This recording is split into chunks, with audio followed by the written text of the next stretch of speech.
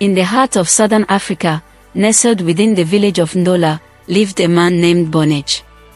Bonnage was a man of few ambitions, and his laziness was as vast as the African plains. He held a skewed perception of women, believing their lives to be a leisurely stroll filled with bathing, cooking, and playing with children. To him, a woman was nothing but a parasite that comes to suck the life out of a man. He did not see anything of value done by women, including his mother. Surprisingly, he still got married because he could not do without a woman. Very strange man he was, and I believe he is not the only man like that.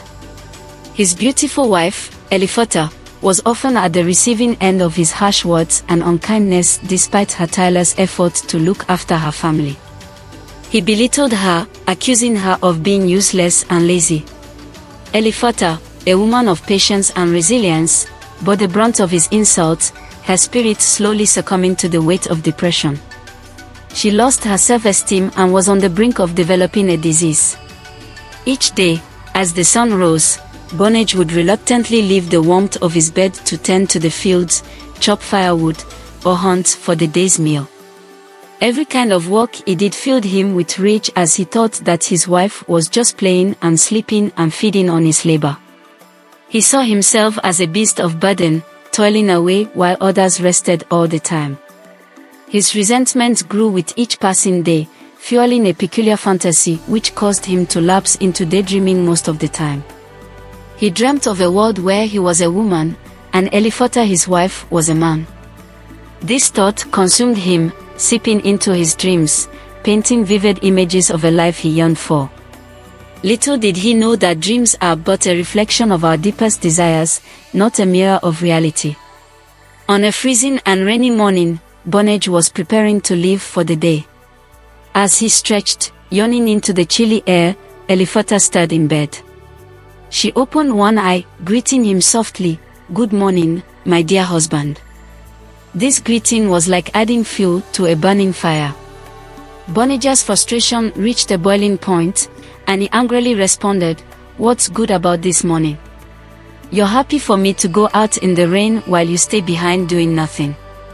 If there was a way, you should turn into a man so that you know what it's like to live under this male skin. You and your children are sucking life out of me." Elifota, understanding the root of his anger, replied, "Okay, my husband, now the riddle is solved, and I have good news for you. This can be done. I will have turned into a man by tonight." She revealed that her grandmother possessed the herbs needed for such a transformation. Eager to experience this change, they embarked on a day's journey to her grandmother's house. Elifota prepared the herbs and watched each of them eating and examined them to ensure the changes were taking place. The transformation was subtle, their appearances remained unchanged, but their organs and roles were reversed. The following day, Bonnage woke up eager to embrace his new life. He looked forward to a day of leisure, of doing nothing but playing, eating, and sleeping. Elifota had already left early in the morning to look after the cattle. As Bonnage settled into his new routine, he was met with a rude awakening. This was the first wake-up call about what it means to be a woman. The children had soiled their blankets with pee and poop, the house was in disarray, and the dishes were piled high. He went to the river to wash the blankets. And when he was hanging there, some children pulled it down to the dirt. Bonnage became insane with anger. He couldn't live in a woman's body anymore. His day was filled with endless chores, from washing and cooking to cleaning and caring for the children. When he wanted to rest, the children were crying for lunch.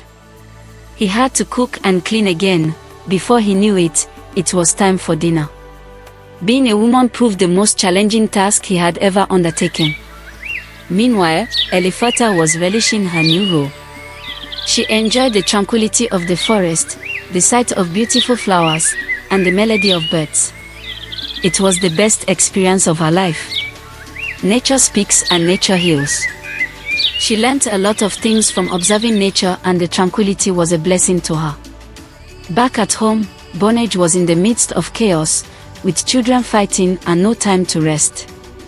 By the end of the day, he was more exhausted than he had ever been as a man.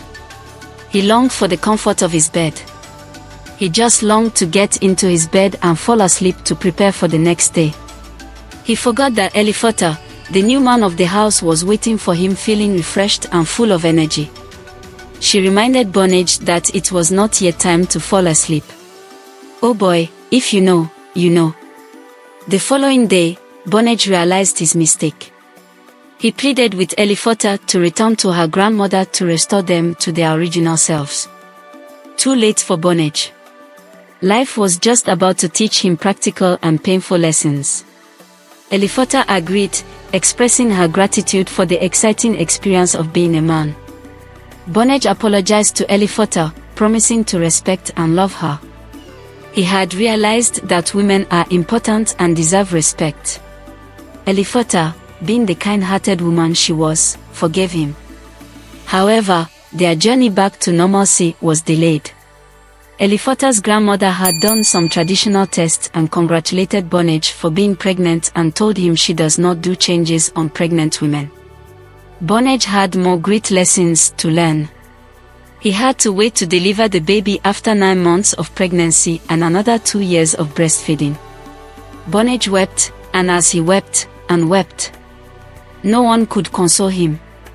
The thought of pushing a belly in front of the whole world devastated him. The fear of giving birth made him tremble. Elifota, on the other hand, celebrated the new addition to the family and looked forward to observing Bonage giving birth. Bonage's belly started to grow, and soon everyone began talking about this strange occurrence. Villagers came to hear the story, and all men feared and started respecting their wives. Bonage served 2 years and 9 months as a woman, learning the hardest lessons of his life. He realized that women are remarkable, work hard, and deserve all the love and the best in life. They are our everyday unsung heroes. From then on, Bonage became the best husband on earth, appreciating and loving his wife daily. At the same time, Elifota became the happiest woman in the world. They became the happiest family in the world. If you think this story carries rich lessons for every man and helps us respect all women, please share this story and subscribe to the Village Tales channel to help it grow. Thank you.